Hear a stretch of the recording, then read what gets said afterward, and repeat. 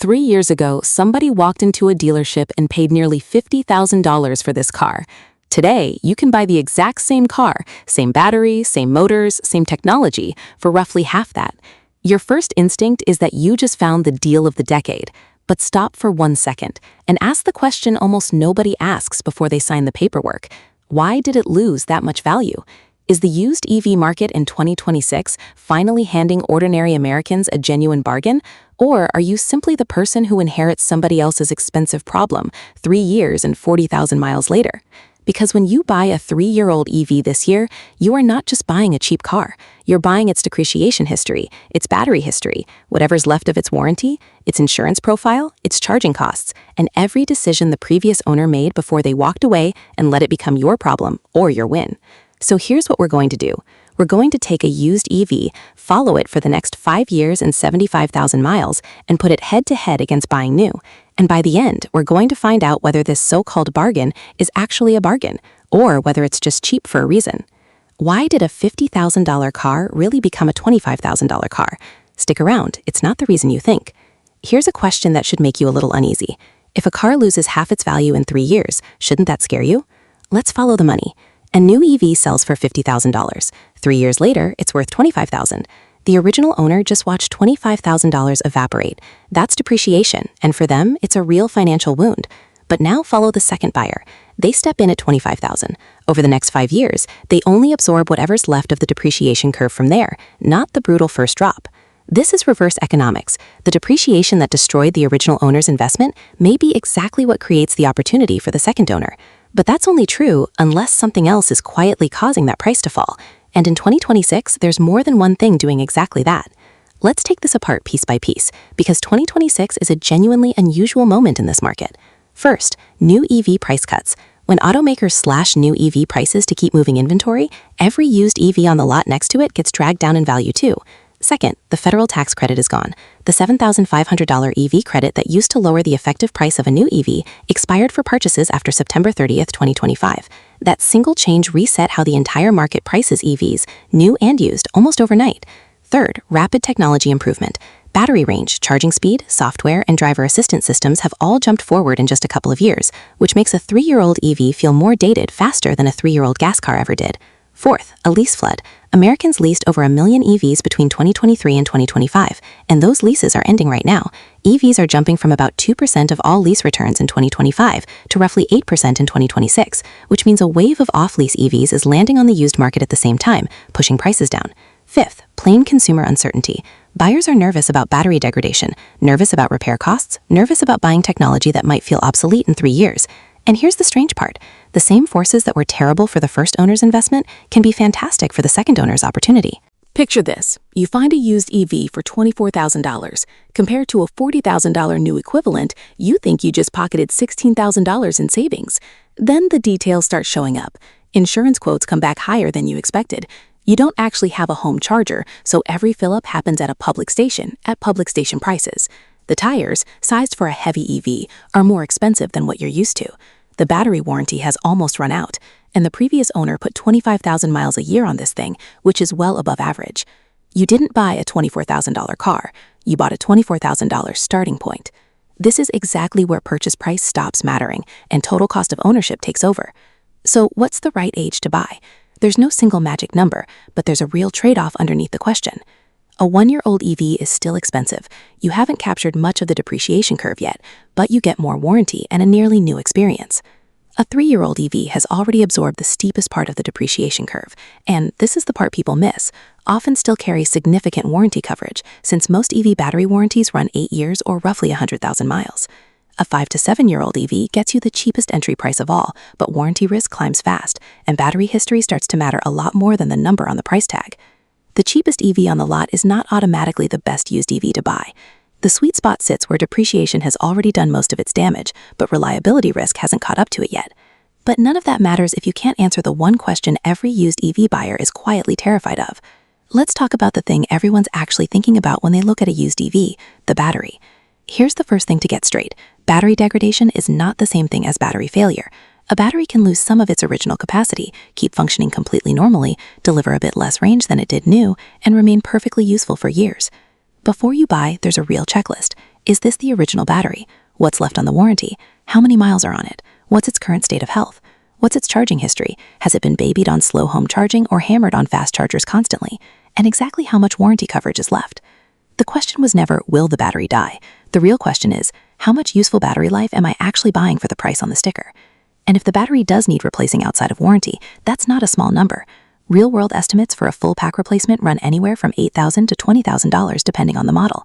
That's not a scare tactic. That's the number you're implicitly betting against every time you skip checking battery health on a used EV.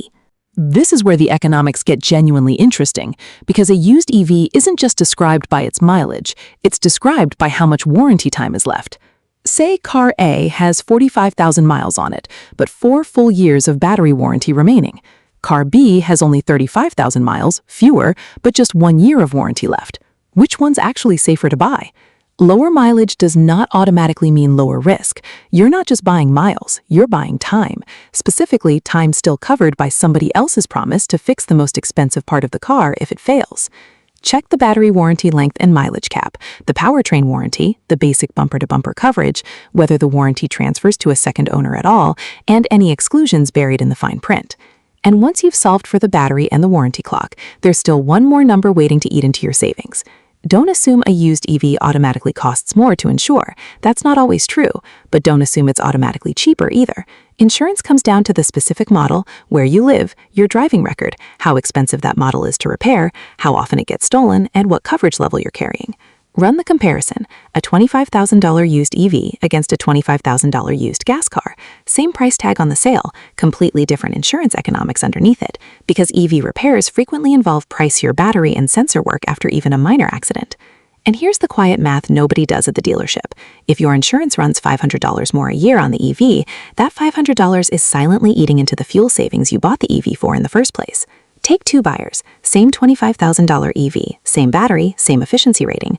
Buyer A owns a home, has a garage, charges overnight, and pays a normal residential electricity rate. Buyer B lives in an apartment, no charger, no driveway. Every charge happens at a public station, often at 2 to 3 times the cost per kilowatt hour of charging at home. Same car, wildly different economics. The cheapest way to own an EV was never really determined by the car itself. It's determined by where you plug it in. And if you're buying used specifically to save money, that detail matters even more than it does for a new car buyer, because you don't have the cushion of a lower monthly payment to absorb an expensive charging habit. Fast forward to year 6. The warranty's gone, something expensive breaks. Let's not pretend that's a battery replacement horror story every time, but let's not pretend it can't happen either. On a gas car, the expensive failure points are the usual suspects: transmission, engine, cooling system, exhaust, fuel system, problems the entire auto industry has been repairing for 80 years. On an EV, the expensive failure points shift to battery modules, power electronics, thermal management systems, the motors, and charging hardware, parts with a thinner, younger repair network, and often a higher price tag when something does go wrong. The goal here isn't to convince you used EVs are secretly dangerous to own. It's to ask a sharper question. Does the lower purchase price you paid give you enough of a financial cushion to absorb that repair risk if it shows up? Let's go back to where we started. That $50,000 EV that became a $25,000 EV. Flip the perspective one more time. The original owner rode the curve from $50,000 down to $25,000, the expensive half. The used buyer rides the curve from $25,000 down to maybe $15,000, a much gentler slope, because most of the damage is already done. This is the single biggest reason used EVs can be genuinely compelling in 2026. Someone else already paid for the worst years of the depreciation curve, so you don't have to.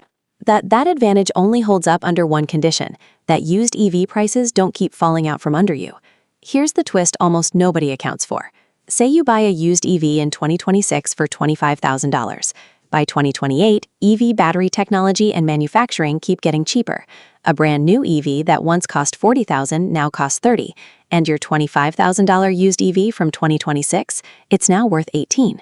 You still lost money, you just lost it more slowly than the original owner did. Buying right after a big depreciation event doesn't guarantee you've actually hit the bottom. You're not just buying a car, you're implicitly betting that most of the depreciation has already happened. And in 2026, with used EV prices still adjusting from the post-credit reset, nobody can promise you that bet is a sure thing. Used EV prices were still down double digits year over year heading into this year, even as the market started stabilizing. Now let's put every number on the table at once: a used EV, a new EV, and a used hybrid, all going head-to-head over 5 years and 75,000 miles. Side panel, 5-year total cost of ownership. Rows for purchase price, financing, electricity/gas, insurance, maintenance, repairs, tires, depreciation, and resale value. Columns for used EV, new EV, used hybrid, with a bottom line 5-year total cost of ownership figure for each. Whatever number lands at the bottom of that panel, resist the urge to just circle the smallest one and move on, because total cost of ownership by itself still isn't the whole story. Here's the piece that turns this from a car video into an actual economics lesson. Say car A and car B land on the exact same 5-year total, $22,000 each, identical spreadsheets. But car A has low repair uncertainty, a mature, predictable system. Car B has high repair uncertainty, a newer system with a wider range of possible outcomes. Economically, these are not the same purchase, even though the number on the page is identical. There's a difference between expected cost and the risk of a catastrophic cost. A $2,000 expected repair bill doesn't carry the same financial and psychological weight as the possibility of a $10,000 one, even if on average they land at a similar number. This is the real lesson of buying a used EV in 2026. It was never just about finding the cheapest car. It's about price, probability, and downside, all three at once. The ideal buyer has home charging, drives 10 to 20,000 plus miles a year, plans to keep the car 5 years or more, is buying a model that's 2 to 4 years old, still has meaningful battery warranty left, is buying a car with genuinely good battery health, faces reasonable insurance costs, and is choosing a model with a track record of reliability, one where a large chunk of the depreciation has already been absorbed by somebody else. The wrong buyer has no home charging, drives very few miles a year, wants the absolute latest technology, can't financially absorb an unexpected repair, is looking at a battery warranty that's about to expire, and is buying purely because the number on the price tag looked cheap. So, is a used EV in 2026 actually a bargain? Sometimes, but not simply because it's electric, and not simply because the price tag looks small. The real opportunity here is depreciation itself. Someone else may have already paid for the most expensive years of ownership on this car. Your only job now is making sure they didn't also leave you holding the most expensive problems. The smartest used EV buyer in 2026 isn't hunting for the cheapest EV on the lot. They're hunting for the best combination of depreciation already absorbed, strong battery health, real warranty time remaining, manageable charging costs, fair insurance, low repair risk, and solid future resale value. That's the difference between buying a cheap EV and buying a genuinely cheap car. There's still one thing we haven't answered. Which specific used EVs actually have the best economics in 2026? Because a $25,000 Tesla, a $25,000 Hyundai, and a $25,000 Ford can look like the exact same deal sitting side by side on a lot. Their 5-year economics can be completely different cars in disguise.